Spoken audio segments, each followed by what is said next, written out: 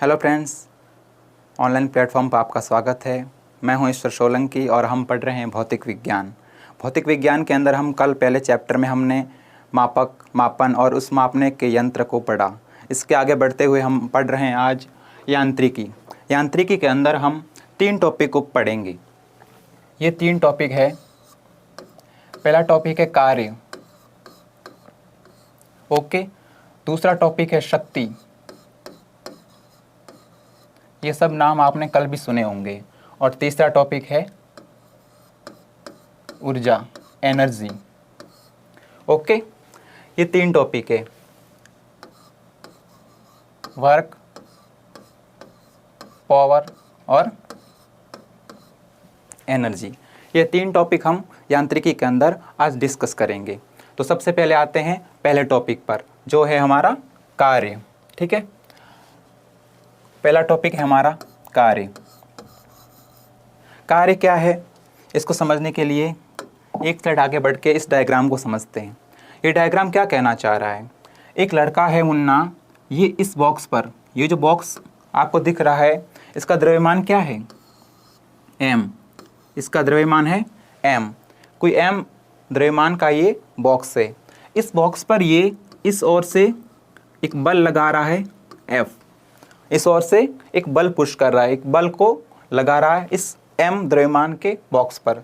जब ये m द्रव्यमान के बॉक्स पर F बल आरोपित करता है, F बल लगाता है, तब ये बक्सा कुछ डिस्टेंस में, कुछ दूरी पर इस ओर विस्थापित होता है, इस ओर खिसकता है। कितना? d। d क्या है? विस्थापन। मैं यहाँ दूरी ना लेके विस्थापन क्यों ले रहा हूँ, इस बात को हम अब भी कुछ सेकंड के बाद डिस्कस करेंगे। तो मैं ये कह रहा था कि जब ये मुन्ना F बल इस बॉक्स पर आरोपित करता है, तब ये बॉक्स कुछ d विस्थापन, कुछ विस्थापित होता है, कुछ दूरी में आगे विस्थापित होता है, कुछ मीटर, कुछ सेंटीमीटर। और कौन से वेग से? v वेग से, ठीक है। जब ये F बल इस m द्रव्यमान के बक्से पर लगता है, तब ये बक्सा कुछ विस्थापित होता है। और ये जब F बल और ये विस्थापन है, इनका गुणनफल क्या कहलाता है? कार्य। तो परिभाषा में मैं क्या बोलूँगा? परिभाषा में मैं ये बोलूँगा कि बल लगाकर किसी वस्तु को बल की दिशा में, देखिए, बल लगाकर, F बल लगाया, बल लगाकर किसी वस्तु को, इस बॉक्स को बल की दिशा में, बल इस तरफ से लगाया तो बॉक्स आगे की ओर खिसकेगा। तो F बल लगाकर किसी बॉक्स को, किसी वस्तु को बल की दिशा में आगे, ये बॉक्स इस तरफ खींचेगा। तो F बल लगाकर वस्तु को बल की दिशा में आगे विस्थापित करना क्या कहलाता है? कार्य। यही परिभाषा है। बल लगाकर किसी वस्तु को बल की दिशा में, जिस दिशा में बल लगा रहे हैं, मैं इधर से इस तरफ बल लगा रहा हूं तो बॉक्स उस तरफ खींचेगा, ठीक है। बल लगाकर किसी वस्तु को बल की दिशा में विस्थापित करना, विस्थापित। आइए ये बात समझते हैं कि मैंने दूरी ना बोलकर विस्थापित क्यों लिखा, विस्थापन क्यों बोला, ठीक है। तो दूरी और विस्थापन में फ़र्क समझने के लिए आइए प्रारंभिक और अंतिम बिंदु के बीच का फ़र्क समझते हैं। यह है A, ये प्रारंभिक बिंदु है और ये अंतिम बिंदु है,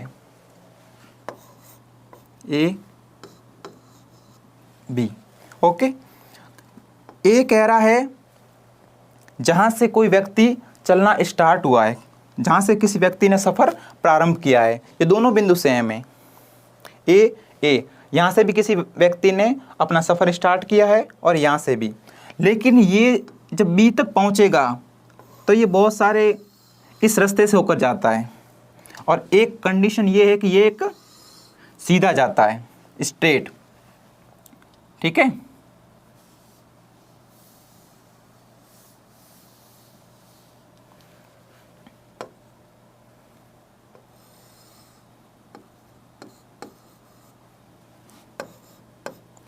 सीधा। 2 पथ हो गए, 2 रास्ते हो गए। एक रास्ता कौन सा कि उसने घुमा फिरा कर B तक दूरी तय की, और एक रास्ता कौन सा, ए से बी तक उसका सफ़र एकदम सीधा रहा, एकदम स्ट्रेट। तो ये जो सफ़र है, ये जो उसने पूरा सफ़र तय किया है, कहना का मतलब क्या है कि प्रारंभिक बिंदु से अंतिम बिंदु के बीच की कुल दूरी, तय की गई कुल दूरी, कुल दूरी में क्या आएगा, ये पूरा पथ। और ये है विस्थापन।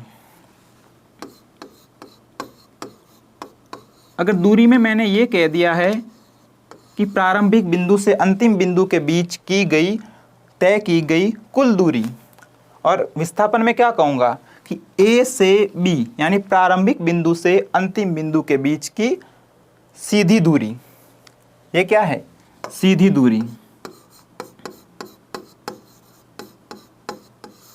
सीधी दूरी। ठीक है, भले इस व्यक्ति ने ये सफ़र तय किया है, लेकिन अगर इसमें विस्थापन ज्ञात करना हो तो क्या करेंगे, ये सीधी दूरी तय कर लेंगे।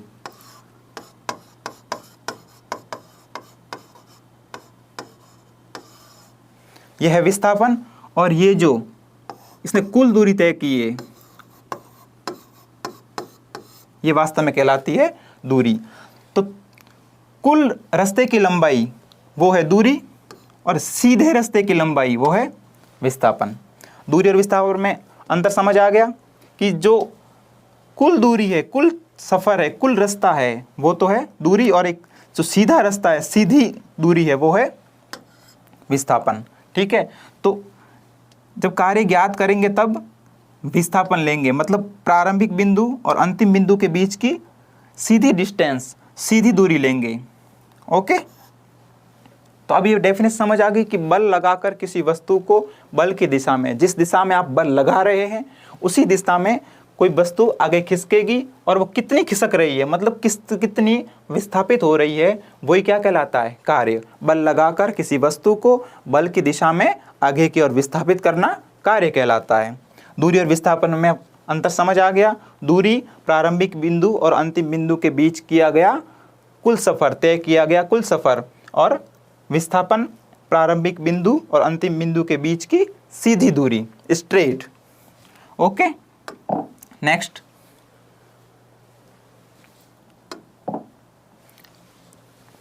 अब हम समझते हैं कार्य के सूत्र को।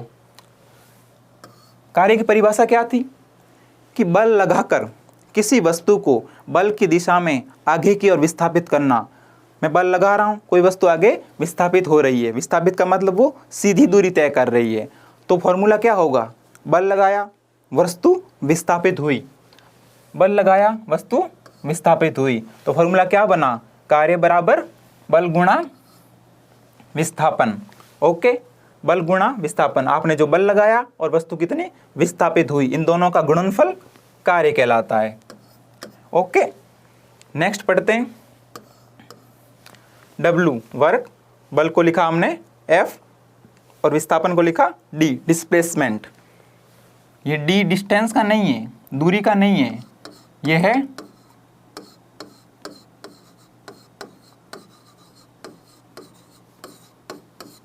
डिस्प्लेसमेंट। विस्थापन को इंग्लिश में क्या बोलते हैं, डिस्प्लेसमेंट। ठीक है, force into displacement, work equal to force into displacement, कार्य बराबर बल गुणा विस्थापन। ठीक है, और ये जूल हमने पिछले लेक्चर में जब मात्रक पढ़ रहे थे तब हमने पढ़ा था कि कार्य का मात्रक क्या होता है, जूल। ठीक है, आगे इसको सदिश रूप में, सदिश रूप और अदिश रूप, ये दो भौतिक राशियों को मापने का एक प्रकार है। एक होता है अदिश और एक होता है सदिश। इसको विस्तृत रूप से हम अगले लेक्चर जब पढ़ेंगे तब उसमें पढ़ेंगे। अदिश क्या होता है, किसी भी भौतिक राशि का एक परिमाण होता है, वैल्यू, और एक होती है डायरेक्शन कि किस दिशा में वो लग रहा है। अगर वो दिशा उस भौतिक राशि के लिए मान्य नहीं रखती, उसके लिए कोई मायने नहीं रखती, तो वो कौन सी राशि है, अदिश। अदिश, अ का मतलब नहीं, दिशा का मतलब, दिश का मतलब दिशा, मतलब दिशा नहीं, उसके लिए दिशा कोई मायने नहीं रखती, तो केवल उसका क्या होगा, केवल परिमाण। केवल परिमाण। और सदिश, स का मतलब साथ में, दिश का मतलब दिशा, डायरेक्शन, तो दिशा भी मायने रखती है, दिशा की भी ज़रूरत होती है उस भौतिक राशि को व्यक्त करने के लिए। तो इसमें परिमाण तो होगा ही, क्योंकि चाहे अदिश राशि हो या सदिश राशि हो, वैल्यू तो दोनों में लिखनी पड़ेगी, लेकिन दिशा किस में लिखनी पड़ेगी? जो भी सदिश राशियां हैं उसमें परिमाण के साथ साथ आपको दिशा का जिक्र भी करना पड़ेगा। ठीक है, कहने का मतलब है सदिश राशि कौन सी है? विस्थापन सदिश राशि है। आपने बल लगाया, किस दिशा में वस्तु विस्थापित हुई? बल की दिशा में, दिशा मायने रखती है ना, तो विस्थापन कौन सा है? सदिश राशि। ठीक है, ये समझ गए आप? सदिश और अदिश में डिफरेंस समझ आ गया? अदिश राशि, अ का मतलब नहीं, दिश का मतलब दिशा, दिशा कोई मायने नहीं रखती, इसमें सिर्फ भौतिक राशि का परिमाण होता है। और सदिश राशि जिसमें परिमाण तो होता ही है, लेकिन दिशा की भी जरूरत होती है, दिशा भी साथ में होती है। अगर इसको सदिश रूप में लिखें, ये सदिश रूप लिखना हम आगे पढ़ेंगे, फिलहाल इसको इस फॉर्मूले समझ लो कि सदिश ये दिखाती है दिशा, ये जो ऊपर तीर लगे हुए हैं ना, ये दिखाती है दिशा, बल लगाया उसी दिशा में विस्थापन हुआ। और इस रूप को और आगे ज़रा सरल किया तो ये रूप सामने आया। जब हम ऊपर से ये चिन्ह हटाएंगे तब हमें cos थीटा लिखना पड़ेगा। एक बार ये फॉर्मूला आप याद करेंगे, ठीक है, क्योंकि एग्ज़ाम में इस फॉर्मूले पर भी कुछ क्वेश्चन दे रखे हैं। ठीक है, मेनली आपको यही फॉर्मूला काम आएगा जब भी आप कार्य ज्ञात करेंगे, लेकिन कभी कभी वो कार्य और बल और विस्थापन के बीच का कोण पूछेगा, और कोण कहाँ से निकलेगा? इस थीटा से। आपने 10th में त्रिकोणमिति पढ़ी होगी, ट्रिग्नोमेट्री, उसमें था साइन थीटा कोस थीटा, तो कोण किससे निकलेगा? Cos theta. इसलिए ये फॉर्मूला भी आपको याद करना पड़ेगा। इतने हार्ड क्वेश्चन नहीं आते, आपको सिर्फ फॉर्मूले में वैल्यू पुट करनी है और आपका आंसर आपके आंखों के सामने होगा। मेनली यही फॉर्मूला है। हम आगे क्वेश्चन भी सॉल्व करेंगे।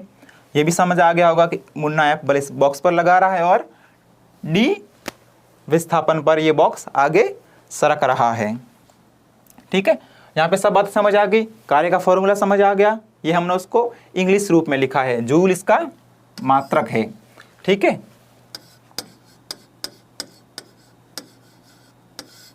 जूल इसका मात्रक है।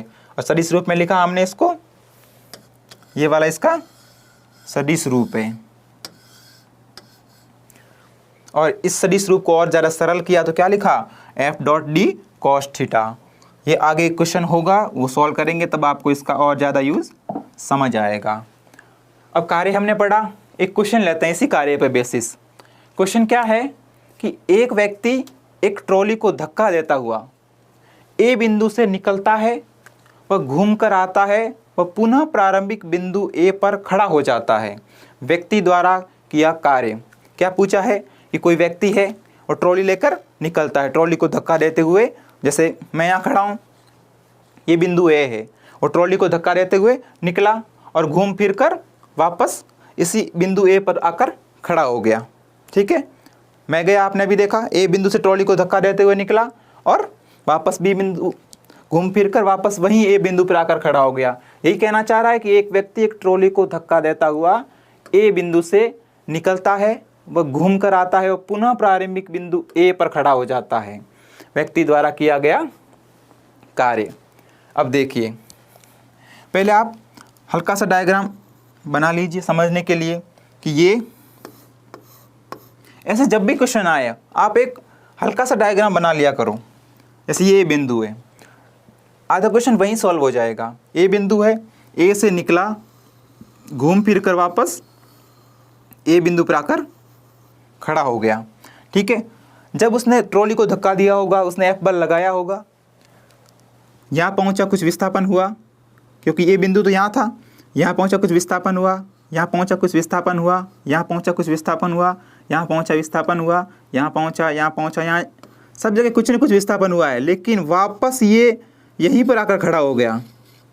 तो अब आप मुझे बताओ कि विस्थापन कितना होगा। यहाँ पर था, यहाँ पर था, यहाँ पर था, यहाँ पर था, तो ये विस्थापन था। जब यहाँ पर पहुँचा तो ये सीधा विस्थापन था। यहाँ पर पहुँचा तो इसकी सीधी दूरी ये थी, ये विस्थापन हुआ इस और इसके बीच में। यहाँ पे था तो ये विस्थापन, यहाँ पे ये, यहाँ पे ये, यहाँ पे ये। लेकिन जब ये वापस उसी स्थान पर आया तो विस्थापन क्या हो गया? विस्थापन क्या हो गया? 0। वापस घूम फिर कर वो वहीं आकर खड़ा हो गया। दूरी तो तय की इसने, दूरी तो ये पूरी दूरी है जो इस तरफ गया, दूरी तो तय की। जस्ट इसके पिछली स्लाइड में हमने यही पढ़ा कि दूरी और विस्थापन में क्या फ़र्क है। तय किया गया कुल सफ़र तो दूरी है, तो ये पूरा तो दूरी है, लेकिन जो विस्थापन है वो जब वापस मुड़ा तो धीरे धीरे कम होता हुआ जब वापस उसी स्थान पर आया तो विस्थापन क्या हो गया? 0। अब पूछ रहा है व्यक्ति द्वारा किया गया कार्य। अब हमें पता है सॉल्यूशन, कार्य पूछा है, पहले कार्य का फॉर्मूला लिखेंगे।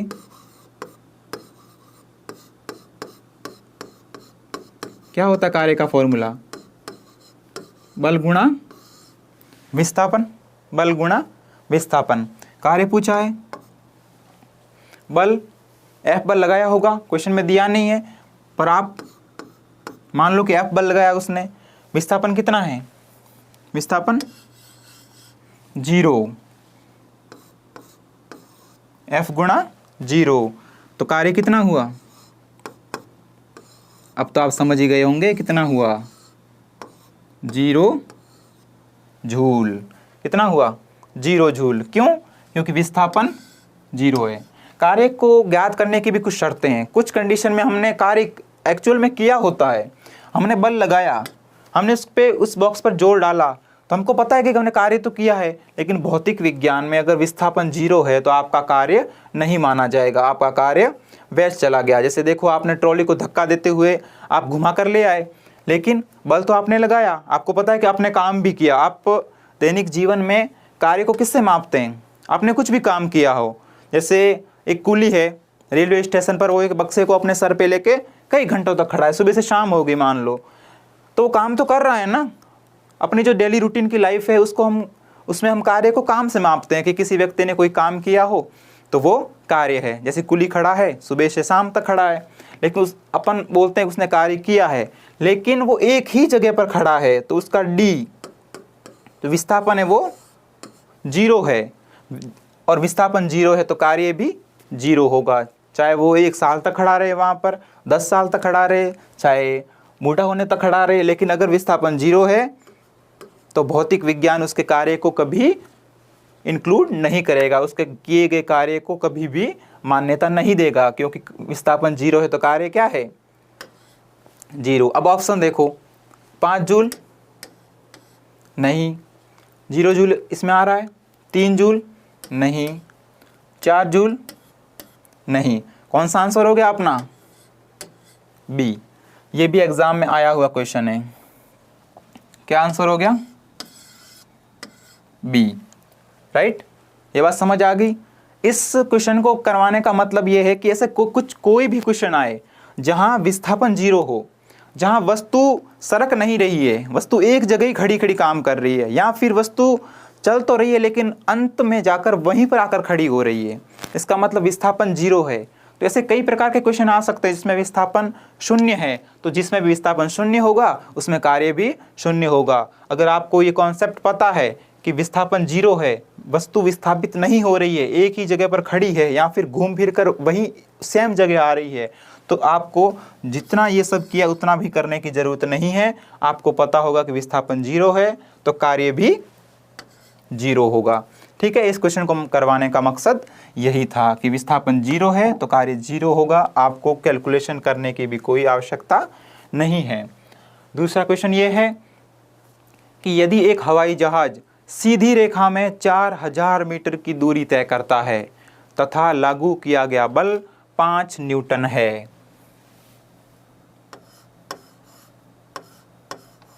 न्यूटन को स्मॉल n से नहीं कैपिटल N से शो करते हैं, न्यूटन का प्रतीक कैपिटल N है, तो क्या बोला है, 5 न्यूटन है तो कार्य ज्ञात कीजिए। ऑप्शन हमारे सामने है, लेकिन ऑप्शन को पहचानने के लिए हमें क्वेश्चन को सॉल्व करना पड़ेगा।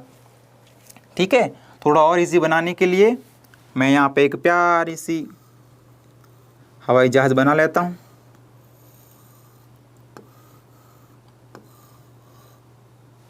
ओके, अच्छी तो नहीं बनी है पर क्वेश्चन को समझने के लिए काफ़ी है। कह रहा है कि एक हवाई जहाज, ये हवाई जहाज दिख रही है, हाँ ओके।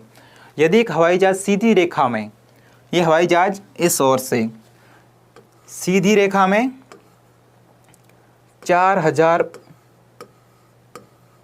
कितना लिखा है मीटर, 4000 मीटर का मतलब 4 किलोमीटर।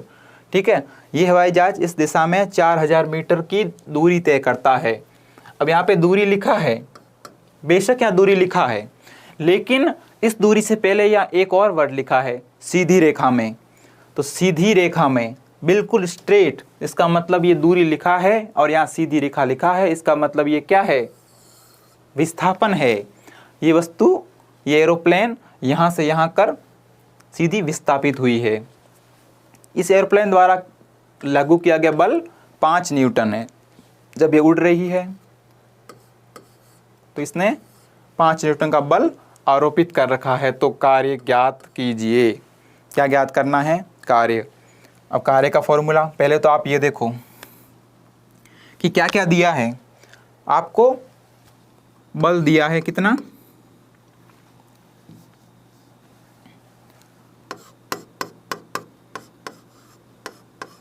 5 न्यूटन बल आपको दिया है। विस्थापन भी दिया है आपको कितना,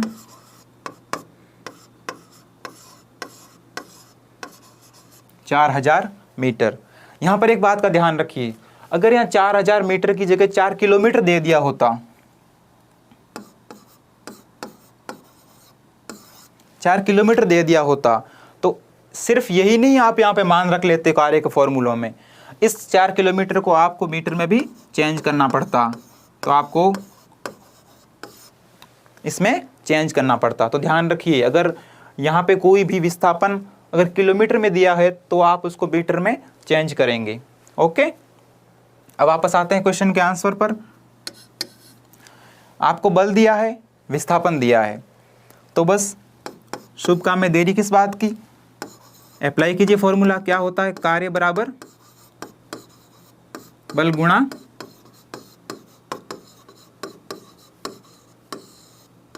विस्थापन। बल आपके पास कितना है, 5 न्यूटन। विस्थापन कितना है, 4000 मीटर। सॉल्व करिए, कितना आएगा, 4000 इंटू 5। सिंपल सी बात है, क्या आएगा आपके पास, 20,000। और कार्य का मात्रक क्या है, सिर्फ यहाँ पर मत रुकिएगा, मात्रक भी पीछे देखिए। ठीक है, हो सकता है आपको यहाँ पे जूल की जगह एन लिखा हो, न्यूटन लिखा हो, लेकिन आपने 20,000 मानकर उसको करेक्ट कर दिया।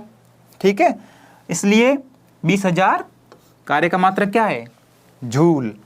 ये क्या निकल गया आंसर। अब आप ऑप्शन चेक कीजिए, 10,000 जूल नहीं, 5,000 जूल गलत जवाब, 25,000 गलत। ऑब्वियसली बात है, 3 गलत हो गए तो चौथा तो आपको मिल ही जाएगा, क्या है, 20,000 जूल। आंसर मैच हो रहा है, 20,000 जूल। तो क्या आंसर है आपका, डी। ओके, ये सवाल समझ आ गया। सीधी दूरी है, इसका मतलब ये विस्थापन है।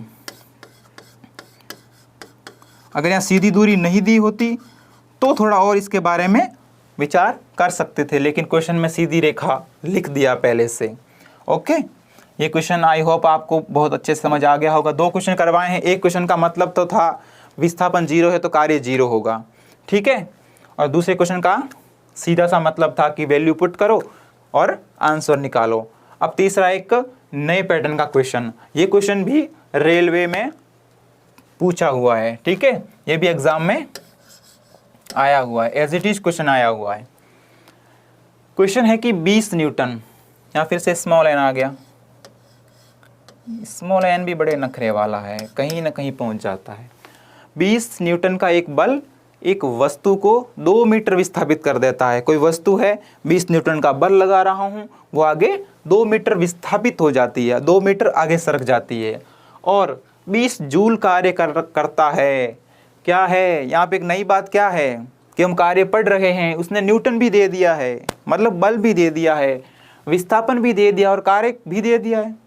तब हम सोच रहे होंगे फिर 3 दे दिए तो वर्क के फॉर्मूले में तो तीनों ही हैं, W बराबर FD, बल गुणा विस्थापन, बल भी दिया है, विस्थापन भी दिया है और कार्य भी दिया है। तो ज्ञात क्या करना है, बल व विस्थापन के बीच का कोण ज्ञात कीजिए, बल व विस्थापन के बीच का कोण ज्ञात कीजिए। तो मैंने आपको वहाँ एक फॉर्मूला बताया था,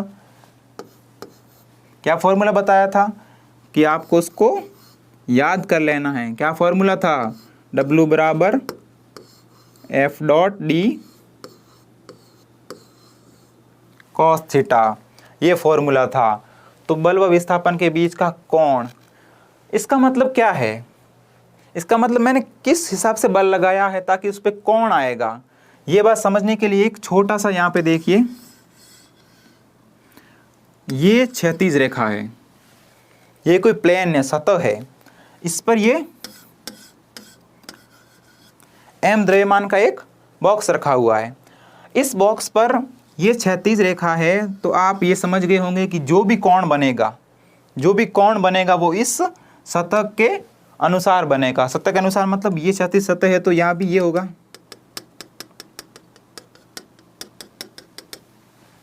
बिल्कुल ये। तो इस बक्से पर अगर मैंने यहाँ से कोई बल लगाया तो देखो ये क्षैतिज सतह है और यहाँ पे बल लगाया तो किस कोण से बल लगाया, 0। अगर मैं थोड़ा सा ऐसे बल लगाता हूँ, अगर कोई बक्सा यहाँ पे ऐसे रखा है, अगर मैं इसको ऐसे बल लगाता हूँ तो 0 डिग्री, लेकिन थोड़ा सा ऊपर की ओर ऐसे बल लगाता हूँ तो कुछ न कुछ तो यहाँ कोण बनेगा। यही कोण क्या है, थीटा। क्षैतिज सतह के साथ जो कोण बना है बल का, ये क्या लगा रहा हूँ, F बल लगा रहा हूँ, ठीक है। यहाँ तक समझ आ रहा है। ये हॉरिजॉन्टल सरफेस है, क्षैतिज सतह है, इस पर मैंने ये F बल लगाया। F बल मैंने थोड़ा सा ऊपर की ओर लगाया, एकदम क्षैतिज सतह के समांतर नहीं लगाया, थोड़ा सा ऊपर की ओर से। तो यहाँ पे एक कोण उत्पन्न हुआ, ये कोण, उसी कोण को ये पूछ रहा है। विस्थापन इस दिशा में हुआ, ये देखो आगे इस दिशा में विस्थापन, और ये बल इस यहाँ पर लगाया, तो बल व विस्थापन, ये बल है और ये विस्थापन की रेखा है, इनके बीच का कोण, यही तो ज्ञात करना है, ठीक है। समझ गए किस हिसाब से बल लगाया ताकि बल और विस्थापन के बीच में कोण उत्पन्न हुआ, राइट। ओके, अब वापस आइए फॉर्मूले पर। W आपको दिया है, F आपको दिया है और D आपको दिया है, बस वैल्यू पुट करिए। W कितना है आपके पास, 20 जूल, 20 जूल। F कितना है, 20 न्यूटन। इस डॉट का मतलब होता है गुणा, आप लिख सकते हैं, ओके।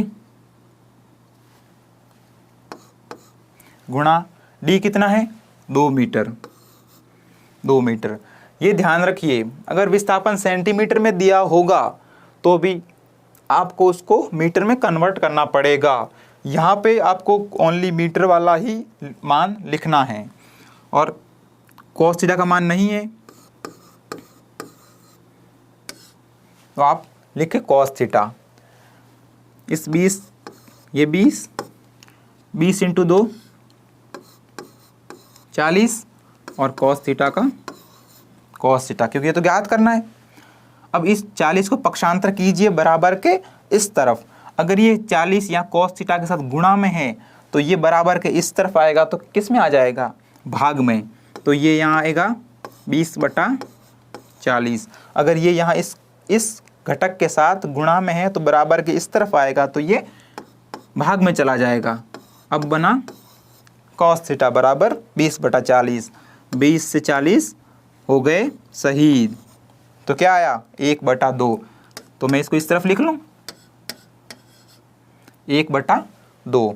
अब आपने 10th में अगर त्रिकोणमिति पढ़ी होगी, ट्रिग्नोमेट्री पढ़ी होगी, तो आपको वहाँ पता है कि sine theta, cos theta, tan theta, cos theta, sec theta, cosec theta, tan theta, बहुत सारे 6 कोण होते हैं, साइन थीटा, कॉस थीटा, फिर tan theta, cot theta, sec theta और कोसेक थीटा। वहाँ कॉस थीटा का मान आपको किस डिग्री पर आपके 1/2 आता है, किस डिग्री पर 1/2 आता है, तो आपको ये भी याद होगा 0 डिग्री, 30 डिग्री, फिर 45 डिग्री, फिर 60 डिग्री, फिर 90 डिग्री, ये सारे कौन थे। और साइन थीटा सबसे पहले अपन ज्ञात करते थे, साइन थीटा। साइन थीटा के लिए 0 डिग्री का मान 0 से स्टार्ट करते थे, 0, 1/4, 1/2 और ये √3/2, फिर 1 लिखते थे इसका, फिर यहाँ ये 1 लिखते थे, वापस इसको उल्टा करते थे तो यहाँ पे 1, फिर वापस ये उल्टा करते थे √3/2, फिर 45 डिग्री के वापस 1/2, सॉरी यहाँ पे आएगा ये, ठीक है। तो ये 60 डिग्री का, ये कॉस थीटा का मान है, कॉस थीटा का मान है, तो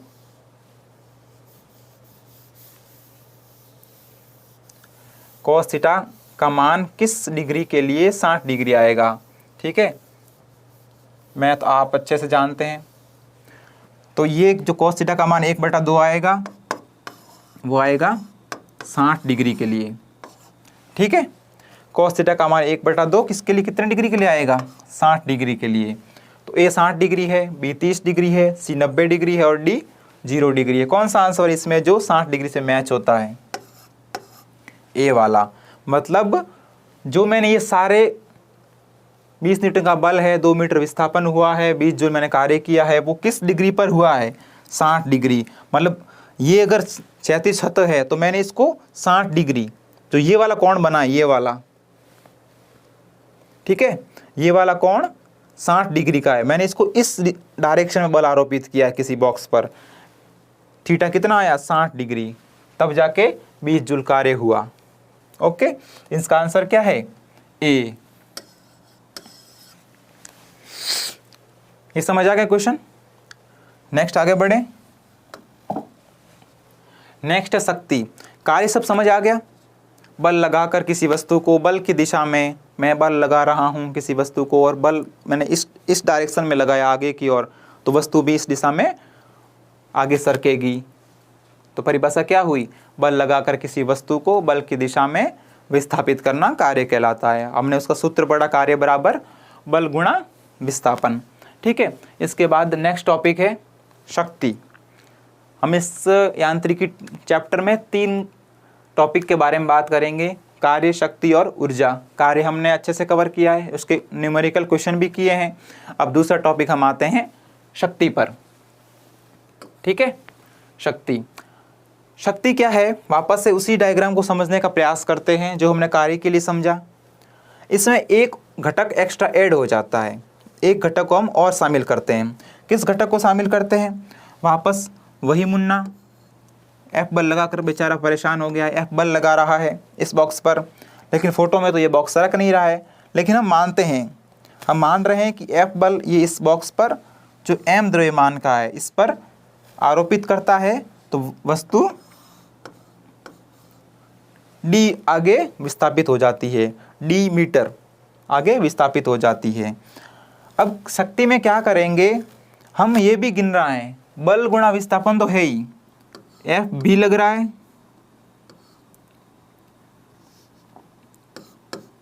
एफ भी लग रहा है और डी विस्थापन भी लग रहा है। एक घटक और कौन सा ऐड करना है, अब इसमें ज्ञात ये करना है कि ये कितने टाइम में सरक रहा है। मगर हमने ये ज्ञात कर लिया कि कितने समय में एफ बल लगाने पर डी विस्थापित होता है, तो वो क्या आ जाएगी अपनी पावर, शक्ति।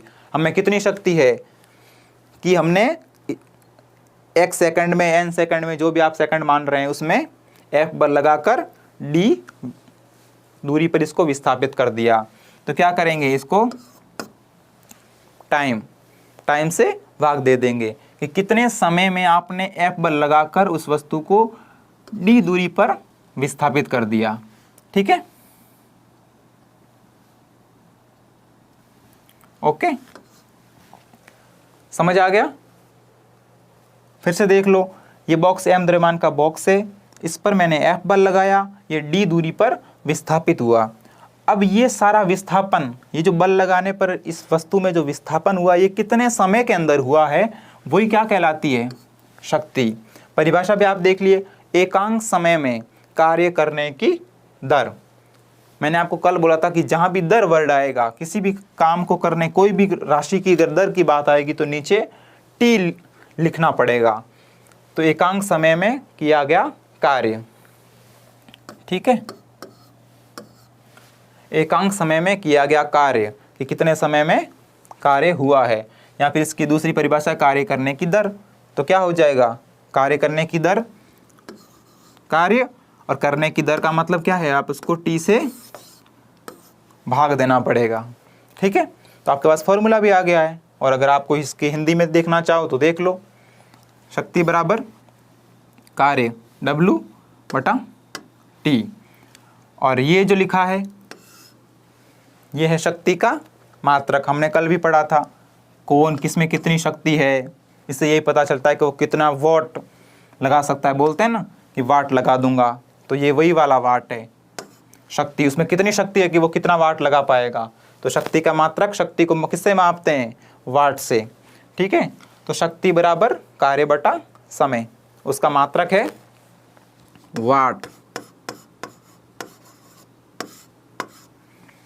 ओके, यहां तक ठीक है, ये समझ आ गया। शक्ति यानी आप किसी वस्तु पर बल लगा रहे हैं और वो d दूरी पर विस्थापित हो रही है।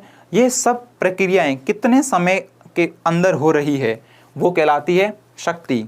एक सिंपल सी लाइन में अगर मैं परिभाषा बोलना चाहूँ तो मैं कह सकता हूँ कि एकांक समय में किया गया कार्य, या फिर मैं कह सकता हूँ कि कार्य करने की दर शक्ति कहलाती है। कितने समय के अंदर कार्य किया गया, ये शक्ति के अंदर आता है।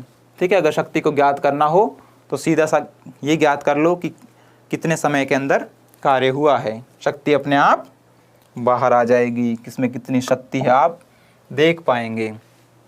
फॉर्मूला पढ़ा शक्ति का हमने, आपने अच्छे से देखा ना, शक्ति बराबर कार्य बटा समय। ठीक है, बीच में लाइन भी आ गई।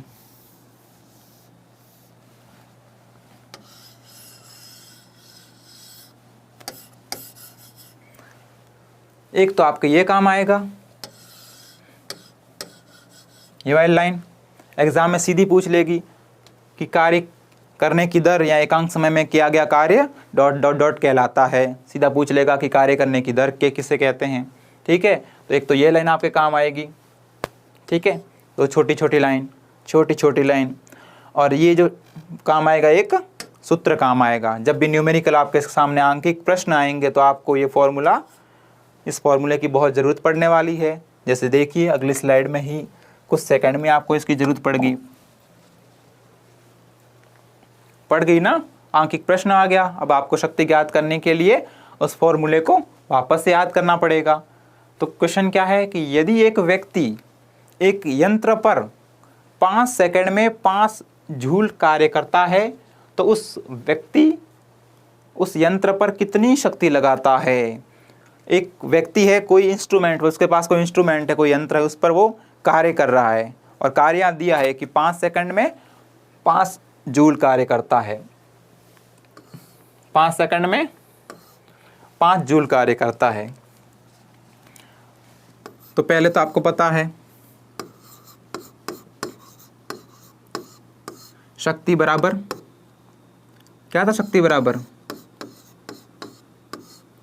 कार्य बटा समय। शक्ति बराबर कार्य बटा समय।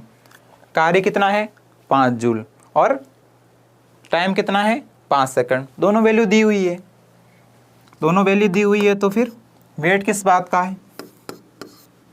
अब जो वैल्यू है वो फॉर्मूले में मान रखिए और आंसर पाइए।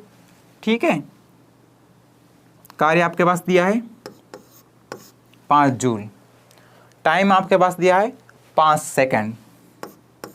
यहाँ भी वही बात है, यहाँ पे भी एक बात का ध्यान रखिए, छोटा कार्य है तो कम टाइम में हो जाएगा, लेकिन अगर किसी बड़े उद्योग में कोई बड़ी मशीन काम कर रही है तो वहाँ पे कभी कभी टाइम घंटे में भी दिया हुआ हो सकता है। तो आपको क्या करना है, वो टाइम 60 से घंटे में दिया हुआ होगा तो 3600 से गुणा करके आपको उसको सेकंड में बदलना है। अगर टाइम आपको मिनट में दिया है तो आप उसको 60 से गुणा करेंगे। अगर कोई टाइम आपको घंटे में दिया है तो उसको मिनट में चेंज करने के लिए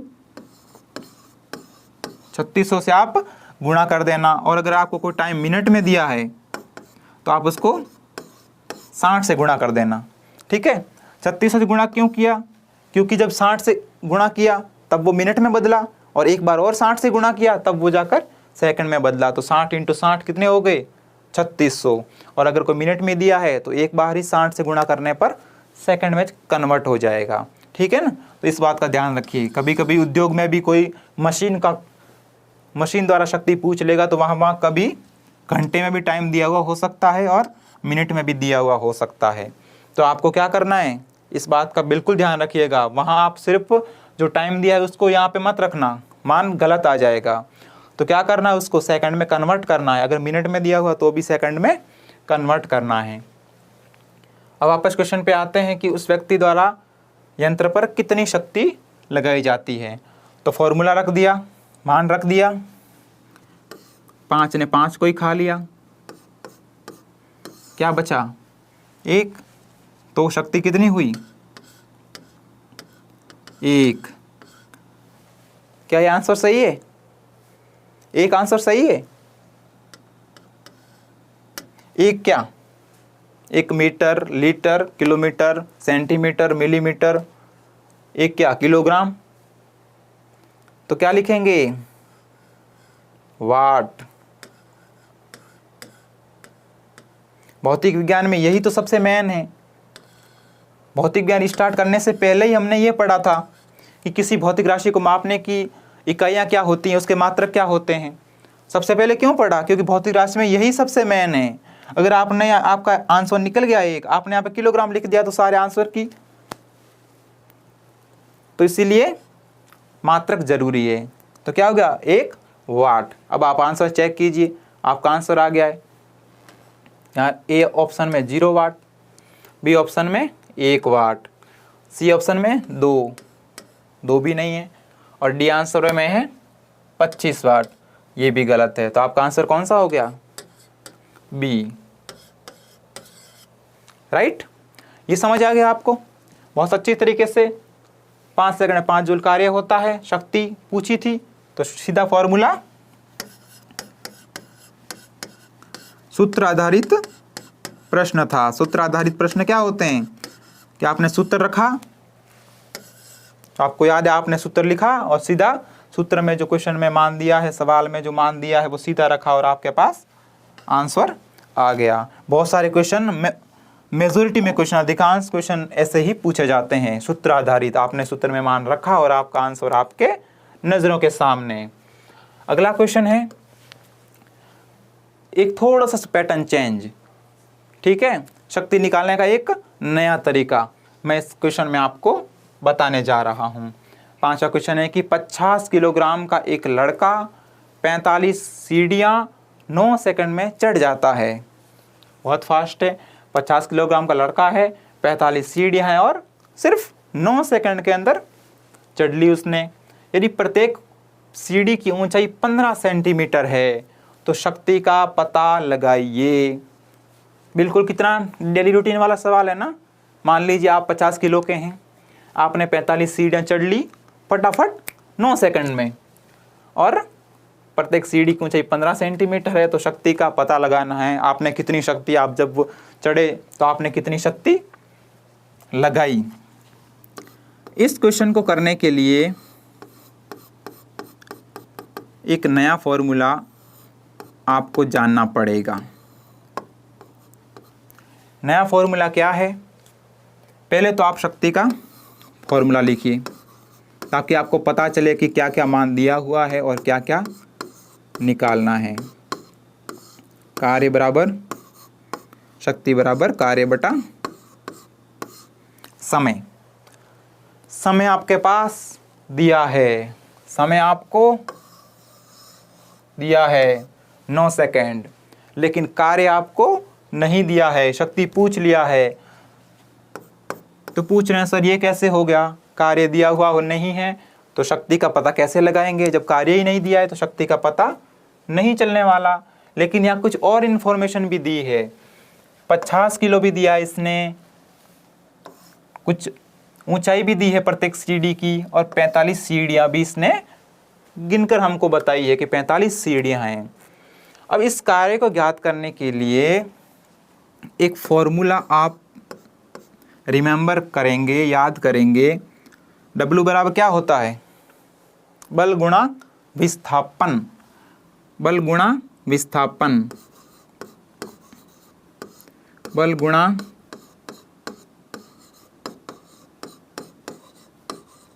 विस्थापन। अभी थोड़ी देर पहले हमने पढ़ा ये W बराबर बल गुणा विस्थापन, W का मतलब वर्क, कार्य, कार्य बराबर बल गुणा विस्थापन। आपने कहीं पहले फॉर्मूला पढ़ा होगा, एक पढ़ा ये होगा कि आपने पढ़ा होगा कि बल बराबर द्रव्यमान गुणा त्वरण।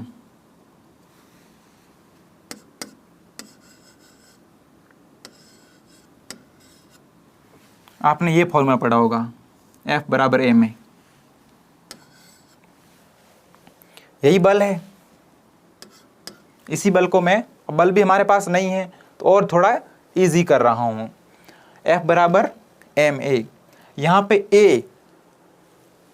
यहाँ पे A का कोई मतलब नहीं है, क्योंकि 45 सीढ़ियाँ 9 सेकंड में चढ़ रहा है, सीढ़ी की ऊंचाई 15 सेंटीमीटर, इसका मतलब वो हाइट पे जा रहा है। तो यहाँ हाइट पे जाएगा तो पृथ्वी उस पर गुरुत्वाकर्षण लगाएगी, और गुरुत्वाकर्षण के कारण जो त्वरण उत्पन्न होगा उसको बोलेंगे गुरुत्वीय त्वरण। तो उस A की जगह क्या लिखेंगे, G। क्या लिखेंगे, G। इसको आप अभी समझ लीजिए, जब हम गुरुत्वाकर्षण पढ़ेंगे तब आपको ये भी समझ आएगा कि G हमने क्यों लिखा। ठीक है, अभी उसकी ऊंचाई बढ़ रही है तो F बराबर mg। अब देखिए, अब वापस वर्क वाले फॉर्मूले पर आइए। बल को मैं क्या लिखूं, mg, और विस्थापन, हाइट बढ़ रही है, हाइट बढ़ रही है तो क्या लिखूंगा, ऊंचाई बढ़ रही है, h। ठीक है, लिख लिया आपने, W बराबर mg h। अब पहले तो हमें h याद करना है कि ऊंचाई कितनी हुई। तो देखिए हमारे पास दिया हुआ है 45 सीढ़ी है और प्रत्येक की ऊंचाई है 15 सेंटीमीटर। तो 1 की 15, 2 की 15, 3 की और 15, 4 की और 15, ऐसे करते करते 45 सीढ़ियाँ हैं। तो 45 सीढ़ियों की उधर जगह नहीं है तो मैं यहाँ ज्ञात कर लूँ। एक सीढ़ी की है 15, तो 45 सीढ़ियों की ऊंचाई कितनी होगी, बताइए आप। 40 × 10 450, और 45 × 5 ये हो गए 675, राइट, 675 हो गए।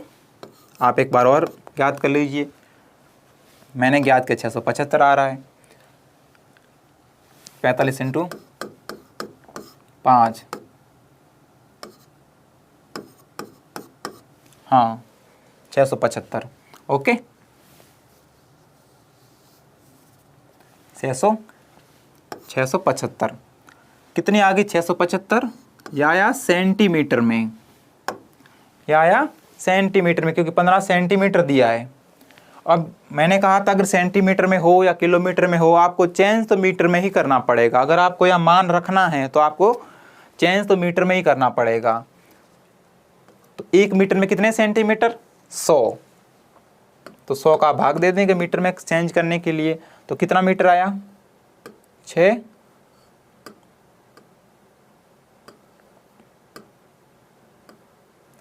6.75, ठीक है। कितना आया, 6.75 मीटर। कितनी ऊंचाई आई, एच का मान कितना आया, 6.75। मतलब ये ज़मीन से जो 45 सीढ़ियों की ऊंचाई है, सीधा ज़मीन से का मतलब क्या है, देख लीजिए, ये एक सीढ़ी, ये 2, ये 3, ये 4, ये 5, ऐसे करते करते यहाँ तक माना कि 45 सीढ़ी है। तो यहाँ से ठेठ ये वाली ज़मीन है, तो ये पूरी एच, हमने क्या बोला था, सीधी दूरी बोला था ना, तो ये सीधा विस्थापन कितना होगा, एच। ठीक है, तो ये कितनी आई हमारे पास, 6.75 मीटर। सीधा कहने का मतलब है कि नॉर्मल लैंग्वेज में बोले तो 6.75 मीटर। ठीक है, एम द्रव्यमान है, आपको एम दिया है, आप यहाँ पे रखेंगे 50।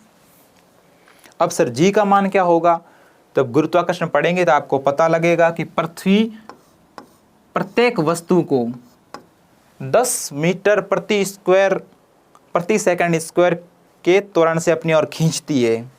तो जी का मान क्या होगा, 10। ठीक है, इस जी का मान क्या होगा, 10। और एच कितना है, एच है 6.75।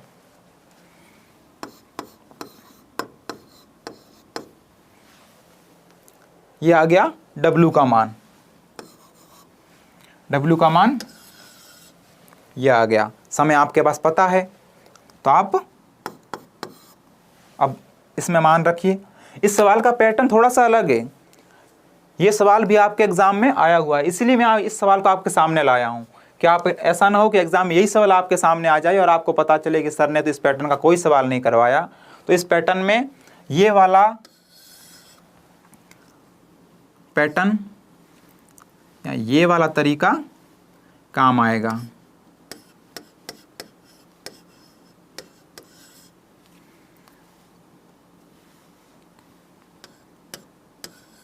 ये वाला कौन सा वाला, ये वाला। W बराबर एफ डी तो होता ही है, लेकिन एक नया फॉर्मूला इसी से हमने निकाला, W बराबर mgh, और यही मान यहाँ रखा, mgh का मान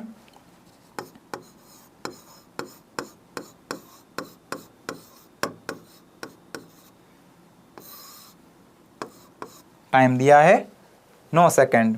अब इसको सॉल्व कर लेंगे, 5 और ये कितने हुए, 500, 500 और एक काम करूं, अगर ये पॉइंट में संख्या है तो मैं इसको सिर्फ 5 लिखूं, और अगर वैसे भी 100 × 5 तो 500 ही होता है। मैंने इसको 100 अलग क्यों लिखा, क्योंकि इसको अगर इससे गुणा कर देंगे तो ये दशमलव हट जाएगा। तो मैं अगर डायरेक्ट लिख लूं, 500 को इससे गुणा किया तो कितना आया, 5 × 100 लिखा था, 100 को इससे किया तो सीधा आया 675, 675/9। ठीक है, अब ये कितना हुआ, आप गणना कर लीजिए, 675,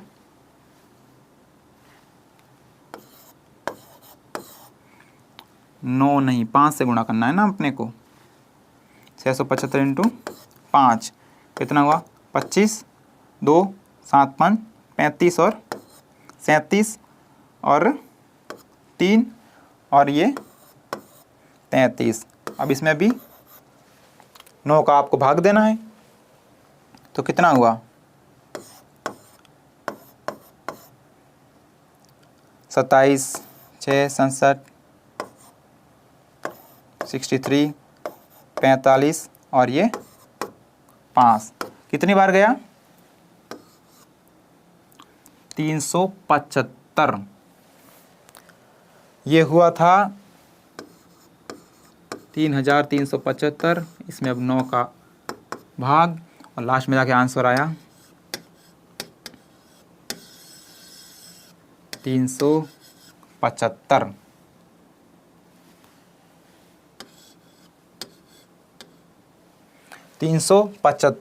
शक्ति ज्ञात करनी थी,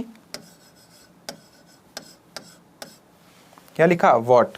शक्ति कितनी आई, 375 वॉट। हमारा पूरा बोर्ड इसी आंसर में भर गया है, लेकिन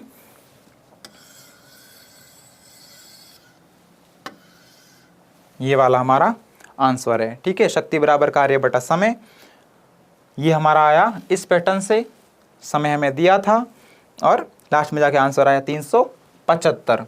अब आंसर देखिए, आप ऑप्शन देखिए, 325, नहीं है, 225 नहीं है, 475 नहीं है, 375 यहाँ दिया है। तो क्या आंसर आएगा? 375। ये थोड़ा सा अलग पैटर्न का क्वेश्चन है, इस पैटर्न को ज़रूर याद रखिएगा। सिर्फ याद क्या रखना है? ये फॉर्मूला W बराबर mgh। बाकी आपको समय आपको दिया जाएगा और उसमें आप मान रख के ये सारा गणना कर लेंगे। ठीक है, एक बार आप फिर से देख लीजिए। फॉर्मूला लगाना है, समय आपको दिया है, आपको पता चल जाएगा कि क्वेश्चन में क्या क्या मान आपको दिया है। कार्य आपने उस पैटर्न से निकाल लिया है और ये सारा आंसर आपके नज़रों के सामने। ठीक है, अब तीसरी चीज़ हम पढ़ेंगे, कार्य पढ़ ली, शक्ति पढ़ लिया, और तीसरा है ऊर्जा, एनर्जी। ठीक है, एनर्जी, एनर्जी क्या है? सीधा आप इसमें पहली लाइन देखेंगे तो क्या है कि किसी वस्तु में जो कार्य करने की क्षमता है, जो कार्य करने की पावर है, कैपेसिटी है, वो एनर्जी कहलाती है। मेरे में एनर्जी, इसका मतलब क्या है कि मुझ में कार्य करने की क्षमता है। तभी तो आप बोलते हैं ना कि किसी में एनर्जी नहीं है तो वो कार्य नहीं कर पाएगा, या फिर कोई काम नहीं कर रहा है तो अपन डेली रूटीन में उसको बोलते हैं कि उसमें एनर्जी नहीं है। किसी को आलस आ रहा है, कोई सो रहा है तो वो बोलते हैं कि एनर्जी नहीं है, मतलब उसमें कार्य करने की अभी और कैपेसिटी नहीं है। जब वो खाना खाएगा, जब वो वापस एनर्जी लेगा, तब उसमें कार्य करने की क्षमता आएगी। तो इस एनर्जी का मतलब क्या है कि किसी वस्तु में कार्य करने की क्षमता, जो उसमें कैपेसिटी है किसी वर्क को करने की, वो ऊर्जा कहलाती है।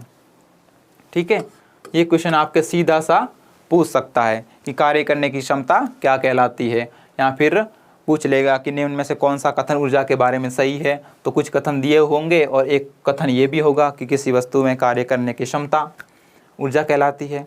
ठीक है, दूसरी नीचे लाइन दी हुई है, ये देखिए आप, कि किसी पदार्थ का वह गुण जिसे किसी एक वस्तु से दूसरी वस्तु में स्थानांतरित करके किसी कार्य को किया जाता है। आपने एक नियम पढ़ा होगा, ऊर्जा संरक्षण विधि।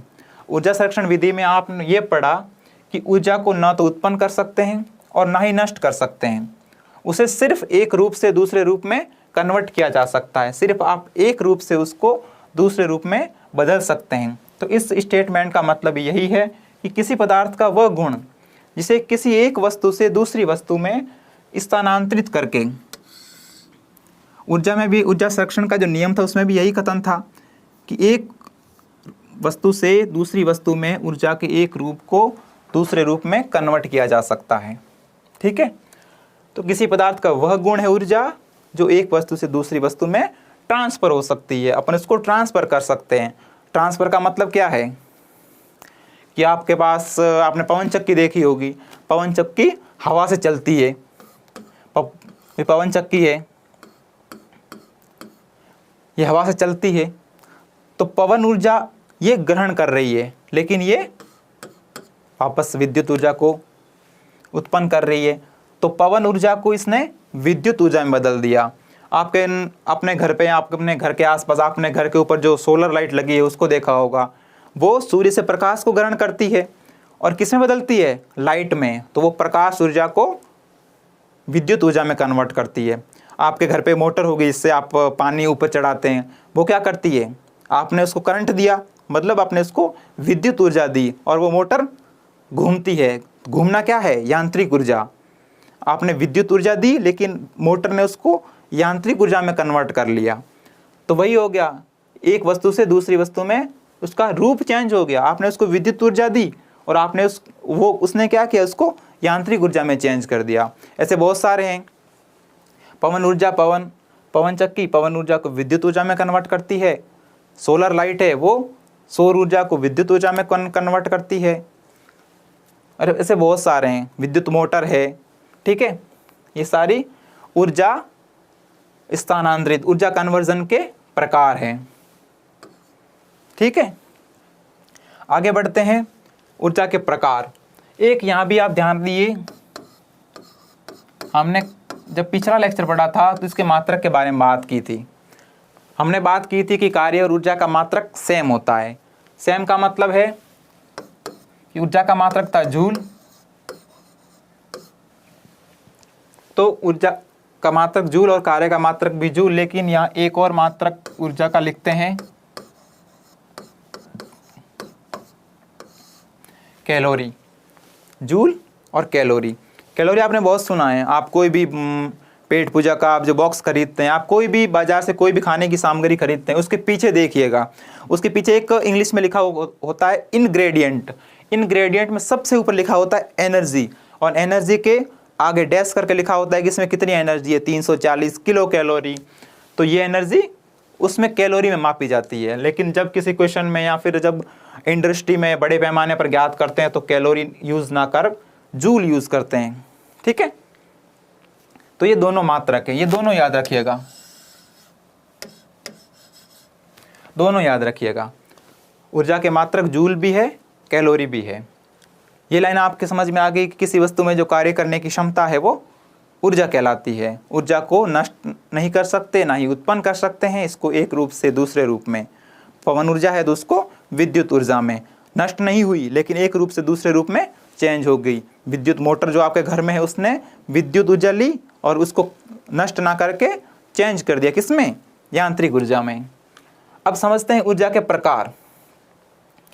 ऊर्जा कैसे बहुत सारे प्रकार हैं, विद्युत ऊर्जा, रासायनिक ऊर्जा, पवन ऊर्जा, गतिज ऊर्जा, स्थितिज ऊर्जा, प्रकाश ऊर्जा, ऊष्मीय ऊर्जा, तापीय ऊर्जा, भूतापीय ऊर्जा, बहुत सारे प्रकार हैं। लेकिन जो हमारे काम के प्रकार हैं वो सिर्फ 2, क्योंकि बेसिकली हमारे एग्जाम में किस ऊर्जा पर क्वेश्चन आते हैं, किस ऊर्जा पर सवाल पूछे जाते हैं, हमारे लिए सिर्फ वही काम का है। बाकी एक्स्ट्रा पढ़ने की हमें कोई आवश्यकता नहीं है और ना हमारे पास इतना समय है। ऊर्जा मुख्यतः 2 प्रकार के, हमारे जो क्वेश्चन आंसर आते हैं वो मेनली इन 2 प्रकारों पर आते हैं। 2 प्रकार कौन से हैं, एक प्रकार है गतिज ऊर्जा, दूसरा प्रकार है स्थितिज ऊर्जा। गतिज ऊर्जा का मतलब क्या है, नाम से साफ है, दोनों में नाम में ही आंसर छुपा है। कैसे, गतिज ऊर्जा, गति ऊर्जा किसी वस्तु में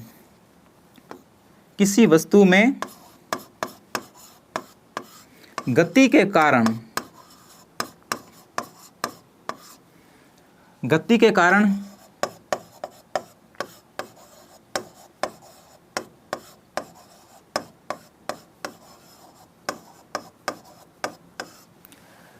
किसी वस्तु में अगर गति के कारण कार्य करने की क्षमता आए, मतलब कोई वस्तु गतिमान है, कोई वस्तु गति कर रही है और उसके कारण उसमें जो कार्य करने की क्षमता आए वो क्या कहलाती है, गतिज ऊर्जा।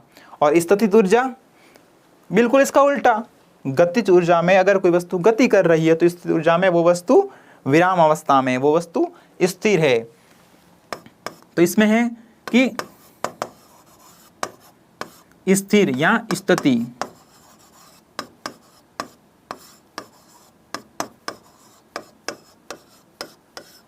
स्थिति के कारण।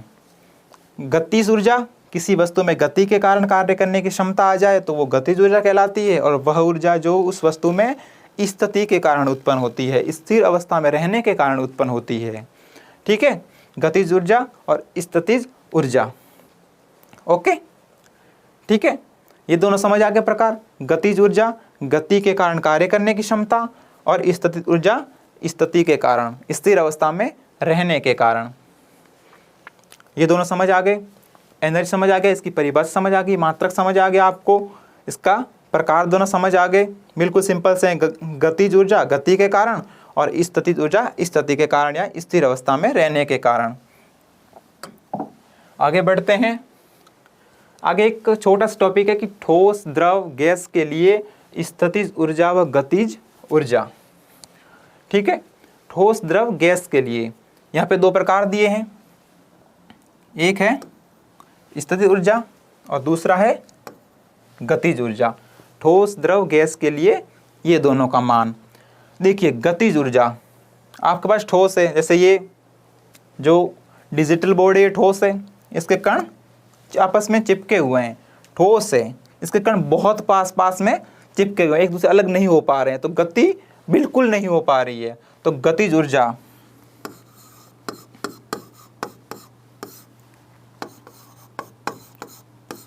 मैं यहाँ पहले तीनों के नाम लिख देता हूं। ठोस के लिए गतिज ऊर्जा नगण्य। नगण्य का मतलब क्या कि ठोस के कण बिल्कुल गति नहीं कर सकते, बिल्कुल भी गति नहीं कर सकते। आप पढ़ रहे हैं, आप पेन से लिख रहे हैं, आप पेन को देख लीजिए, पेन ठोस है, इसके कण गति कर रहे हैं क्या? बिल्कुल आपस में चिपके हुए हैं, कोई इधर उधर गति नहीं कर पा रहा है। तो ठोस के लिए गतिज ऊर्जा नगण्य। और इसका बिल्कुल उल्टा, स्थिर ऊर्जा, इसके कण एकदम विरामावस्था में, बिल्कुल गति नहीं कर पा रहे हैं। तो विरामावस्था के कारण जो इसमें एनर्जी आएगी वो बहुत ज़्यादा होगी। तो स्थिर ऊर्जा अधिकतम,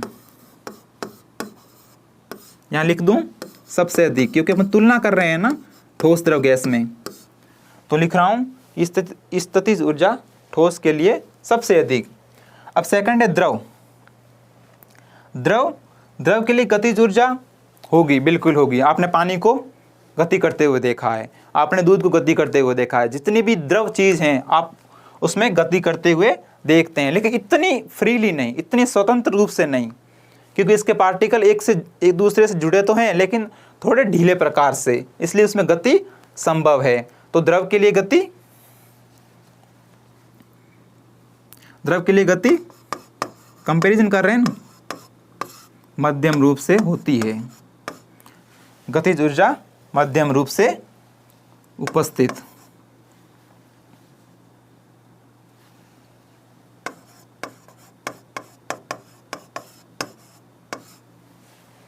मध्यम रूप से उपस्थित मतलब ना तो नगण्य है और ना गतिज ऊर्जा बहुत ज़्यादा है, तो क्या कह सकते हैं? मध्यम रूप से उपस्थित। और स्थितिज ऊर्जा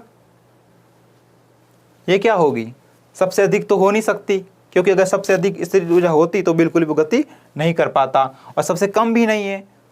अगर सबसे कम होती तो वो एकदम फ्रीली स्वतंत्र रूप से गति करते हैं। तो ये भी क्या है? मध्यम। ठीक है। तीसरा है गैस। अब जो भी ठोस का था इसका उल्टा कर लो। ठोस में क्या था कि एक कण आपस में एक दूसरे इतने जुड़े थे कि वो गति ही नहीं कर पा रहे थे, लेकिन गैस में कण आपस में जुड़े ही नहीं है, वो अपने आप से एक दूसरे से बहुत स्वतंत्र रूप से गति करते हैं। तो गतिज ऊर्जा इसके लिए सबसे अधिक।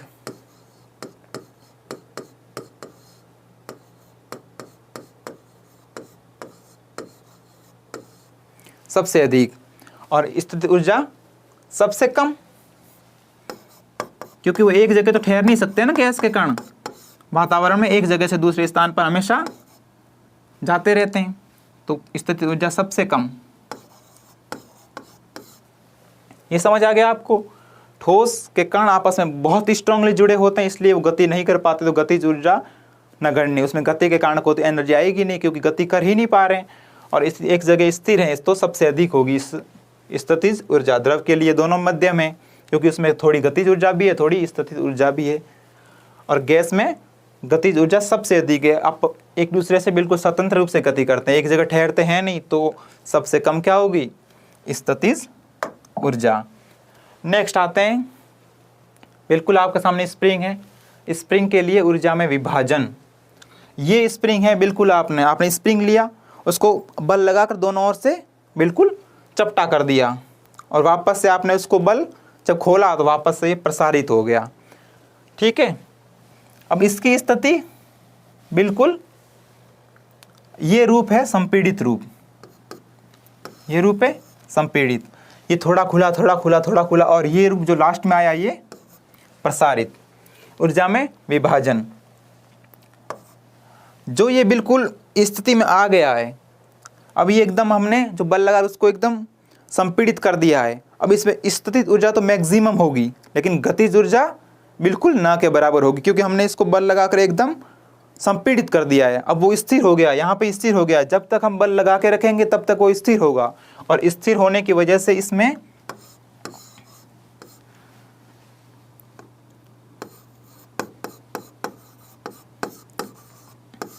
अधिक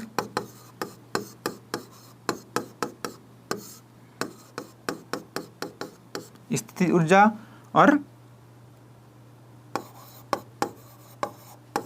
बहुत कम गतिज ऊर्जा।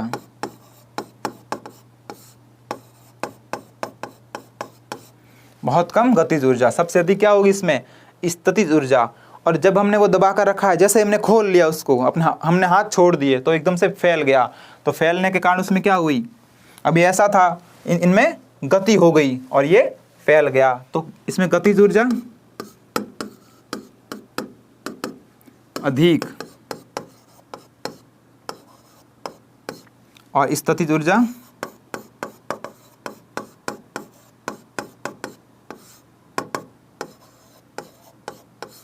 कम। ये समझ आ गया? ऊर्जा में विभाजन हो गया।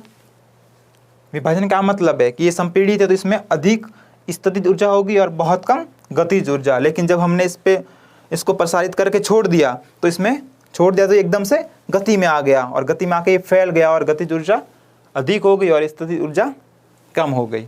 ठीक है, स्प्रिंग समझ लिया। अब कुछ न्यूमेरिकल क्वेश्चन करते हैं, कुछ लॉजिकल क्वेश्चन जो हमने पीछे जो भी पढ़ा है इस क्वेश्चन में हमारा सारा रिवाइज हो जाएगा वापस से। क्वेश्चन क्या है कि जब किसी बंदूक से गोली चलाई जाती है तो संभावित स्थितिज ऊर्जा किस में परिवर्तित हो जाती है।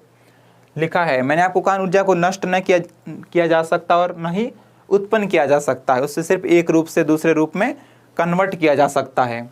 तो ये सवाल कह रहा है कि बंदूक से गोली चलाई है किसी ने तो स्थितिज ऊर्जा किस में परिवर्तित हो जाती है। इसने पहले से दिया है कि जब गोली बंदूक में थी तो वो स्थिर थी, तो उसके कारण क्या उत्पन्न हुई, स्थितिज ऊर्जा। कोई भी वस्तु स्थिर है तो उसके कारण क्या उत्पन्न होती है, स्थितिज ऊर्जा। लेकिन जब गोली चला दी, पहले स्थिर थी लेकिन जब गोली चला दी, मैंने ये बंदूक है, हमने अभी गोली स्थिर है लेकिन मैंने जब भी इसका ट्रिगर दबाया गोली चली। जैसे ये है, मैंने जैसे ही आज इसका ट्रिगर दबाया गोली चली, तो ये जो स्थितिज ऊर्जा थी अब तो रही नहीं, क्योंकि ये तब तक ही थी जब तक ये गोली इस बंदूक के अंदर थी। ठीक है, ये बंदूक के अंदर जब गोली थी तभी स्थितिज ऊर्जा थी, लेकिन अब ये गोली अपने टारगेट की ओर रवाना हो गई है तो अब ये स्थितिज ऊर्जा नहीं है। तो ये वही पूछ रहा है कि अब तो स्थितिज ऊर्जा रही नहीं तो ये किस में चेंज हो गई, क्योंकि ऊर्जा तो नष्ट तो होती नहीं है कि स्थितिज ऊर्जा नष्ट हो गई, ये किसी न किसी में तो कन्वर्ट हुई होगी। तो ये वही पूछ रहा है कि जो स्थितिज ऊर्जा थी गोली चलने के बाद वो किस में बदल गई। तो सीधी सी बात है, स्थितिज ऊर्जा थी, अब गोली गति कर रही है। पहले स्थिर थी गोली, अब गोली गति कर रही है, टारगेट की ओर गति कर रही है। तो गति के कारण कौन सी ऊर्जा उत्पन्न होती है, सिंपल सी बात है, गति के कारण कौन सी ऊर्जा उत्पन्न होती है, गतिज ऊर्जा।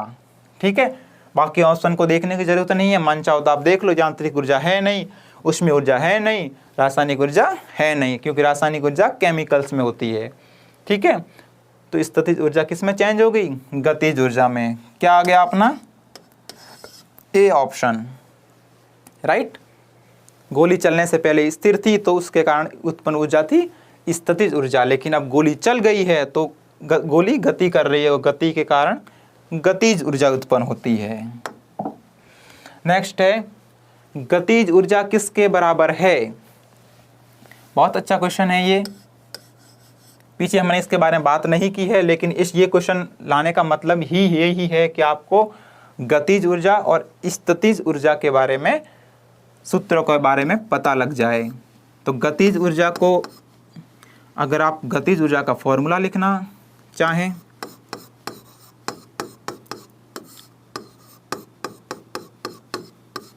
गतिज ऊर्जा का फॉर्मूला लिखना चाहें तो ये होता है 1/2 mv²। स्थितिज ऊर्जा का फॉर्मूला लिखना चाहें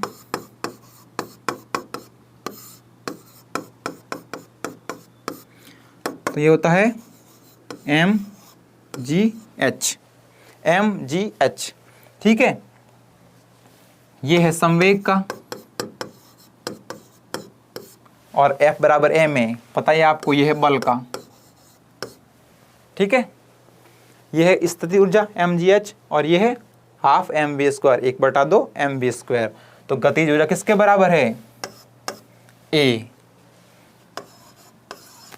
ठीक है, ये दोनों आप याद रखिएगा, छोटे से फॉर्मूले हैं, आसानी से याद रह सकते हैं। गतिज ऊर्जा 1/2 mv², यहाँ पे m क्या है, द्रव्यमान, v क्या है, वस्तु का वेग। स्थितिज ऊर्जा m क्या है, द्रव्यमान, g है गुरुत्वीय त्वरण, जिस त्वरण से पृथ्वी अपने और किसी वस्तु को खींचती है, और h है ऊंचाई, स्थिति, उस वस्तु की स्थिति कहाँ पर है। ठीक है, ये क्वेश्चन हो गया। गतिज ऊर्जा किसके बराबर है, आपको आंसर मिल गया 1/2 mv², क्योंकि ये तो है स्थितिज ऊर्जा का, ये है संवेग का और ये है बल का। ठीक है, लास्ट क्वेश्चन है यांत्रिक ऊर्जा किसके बराबर होती है। एक नया क्वेश्चन, इस क्वेश्चन में भी एक नया कॉन्सेप्ट छुपा है। जैसे पिछले क्वेश्चन में गतिज ऊर्जा और स्थितिज ऊर्जा के फॉर्मूले हमने डिस्क्राइब किए थे, वैसा ही बिल्कुल इस क्वेश्चन में एक नया कॉन्सेप्ट सीखने को मिल रहा है। बोल रहा है यांत्रिक ऊर्जा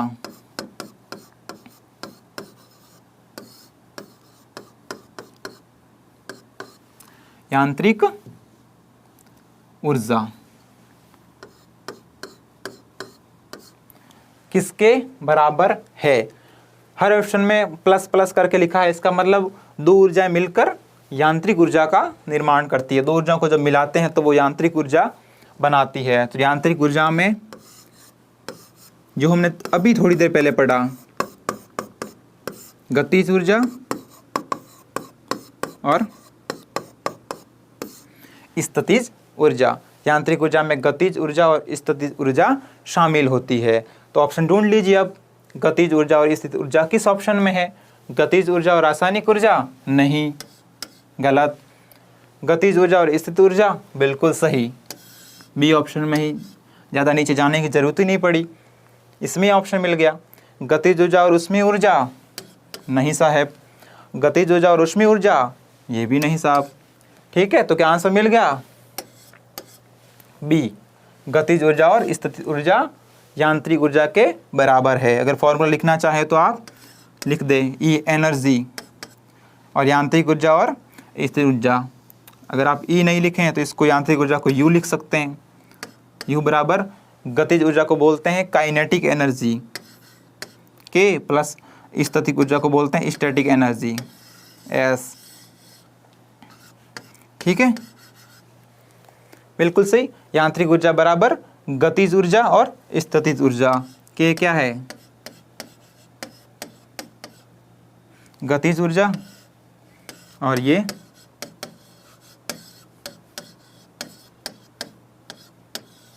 स्थितिज ऊर्जा।